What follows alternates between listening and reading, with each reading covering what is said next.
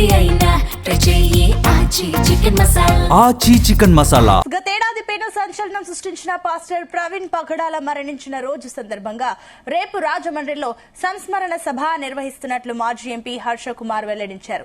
2025 మార్చి 24న జరిగిన ప్రవీణ్ పగడాల కేసును రోడ్డు ప్రమాదంగా ప్రభుత్వం చెప్పినా హత్యగానే తమకు అనుమానాలున్నాయని రేపు సంస్మరణ సభలో అదే విషయాలు మాట్లాడతామని తెలిపారు. ఏడాది కాలంగా ఎన్నో అడ్డంకులు సృష్టించి చివరికి రాజమండ్రి లూథర్ గిరి గ్రౌండ్ లో సభకు పోలీసులు అనుమతి ఇచ్చారని హర్షకుమార్ అన్నారు. ఇక క్రైస్తవులు సెక్యులర్ వాదులు సభకు హాజరు కావాలని హర్షకుమార్ పిలుపునిచ్చారు.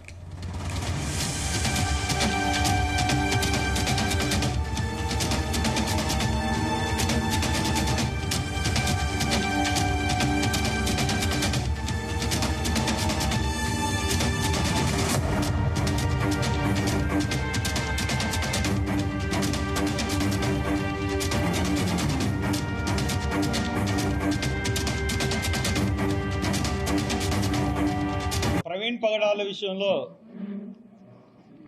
ఒక సంవత్సరం నుంచి పబ్లిక్ మీటింగ్ పెట్టుకుంటాం అని చెప్పి పోలీస్ డిపార్ట్మెంట్ని ప్రభుత్వాన్ని పర్మిషన్ ఇమ్మని చెప్పి అడుగుతా ఉన్నాం.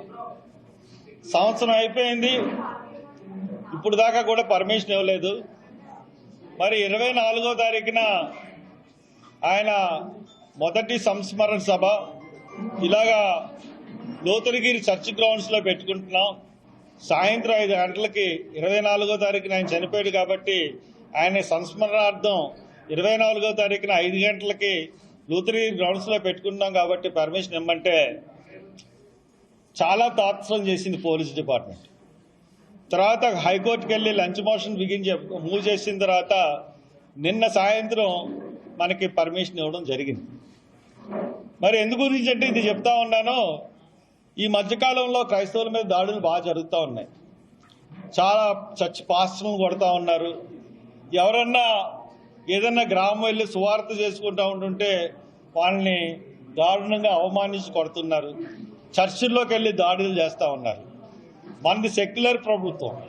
ఇటువంటి సెక్యులర్ ప్రభుత్వంలో ఇటువంటి చేష్టల్ని తప్పక నాయకులు అనుకున్న వాళ్ళు ఖండించాలి.